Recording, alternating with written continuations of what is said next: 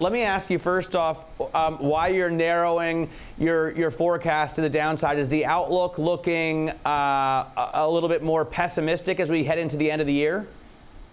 Good morning, and thank you for that.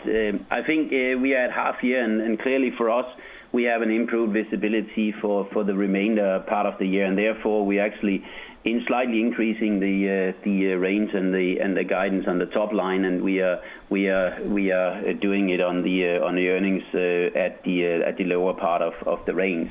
But that also comes on the back of Q2, where we have had a record order intake and also probably the best, or we have had the best service quarter in the history of Vestas. So I think it comes on the back of positive things, but we also have just to face up to the fact that we are, of course, being challenged, as we have said previously, by the tariffs, and we are doing everything we can to mitigate. But the fact of it is that they are still going up, and they're still being introduced from various parts of the world. So that is the main reason for it. Tariffs, and then there is a production tax credit being phased out in the U.S. It's obviously an important market for you. How is that affecting your outlook, and can you still be competitive with that sort of double whammy in the U.S. in the coming decade?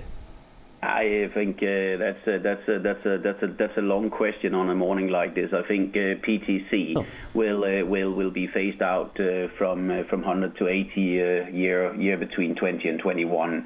We are seeing an absolute positive both intake and also a very busy period.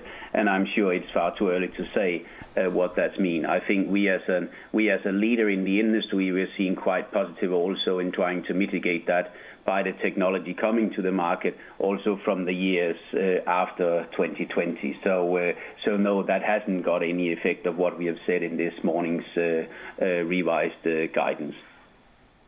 So I talked to another executive out of Copenhagen a little bit earlier. Soren Sko said he doesn't really see any incentive right now for the U.S. and China to come to the table and make a deal. You mentioned the tariffs are a big issue, a big headwind for you. How do you see this playing out in terms of the trade war?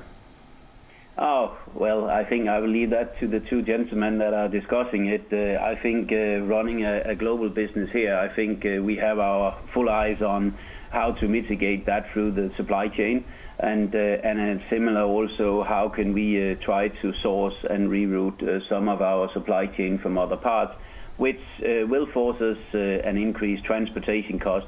But at the same time, we also very close to our customers. So some of the orders and others, of course, we will have a conversation with the customers when we look into the future, how to carry and how to mitigate some of these tariffs. You mentioned the service business doing well. In the past, you focused on wind turbines more on organic growth and made some acquisitions, smaller acquisitions in service and technology. I wonder how you feel about that strategy going forward. What does a Vestas under Henrik Andersen look like?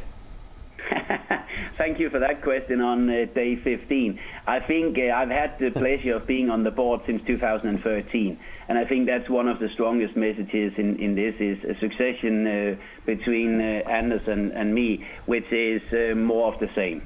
We are absolutely fully aligned and endorsed on that one. So I think we have done super well, but we are also investing in the future, and that will continue. We are absolutely going for that leadership in this industry, and I think the industry has proven that we are able to compete with more of the traditional industries when we look in the years of 18-19. So we are quite positive with that outlook, and I'm sure here to work hard on continuing that position. But one thing you've certainly been following, even before you moved into your new office there as a CEO, is the low interest rate environment.